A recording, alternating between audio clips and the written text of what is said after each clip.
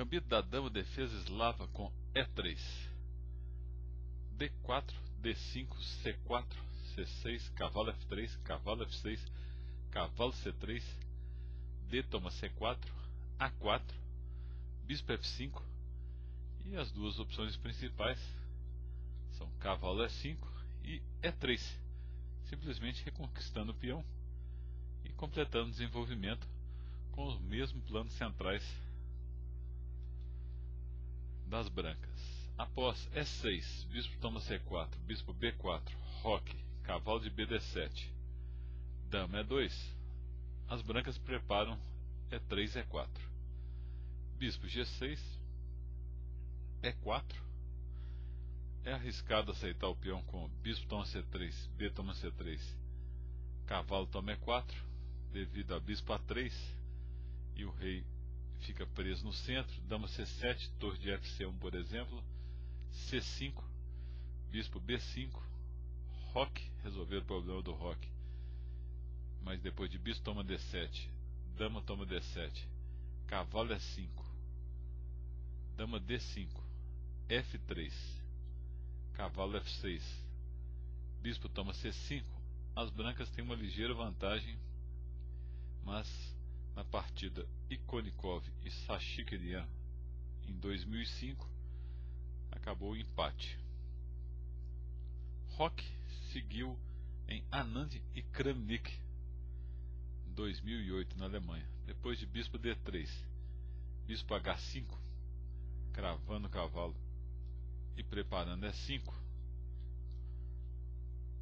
as brancas jogam E5, evitando a ameaça negra. Cavalo D5, cavalo toma D5, C toma D5, dama E3.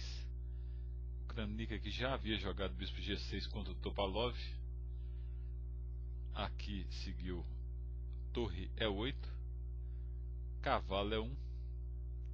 Em outra partida, Topalov e Kramnik, Kramnik tinha jogado torre C8, acabou em empate em 47 lances.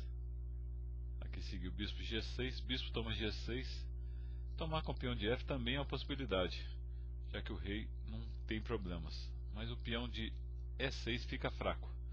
Então o natural é H toma G6 mesmo. Cavalo D3, dama B6, cavalo toma B4, dama toma B4, B3 para ativar o bispo, torre de AC8, bispo A3, dama C3, torre de AC1, dama toma E3, F toma E3. O final é um pouco melhor para as brancas por causa do bispo, que nessa posição é superior ao cavalo. Apesar de ser o bispo chamado de mão, a cadeia de peões está travada na casa negra central, ele aqui está muito ativo. Depois de F6, bispo D6,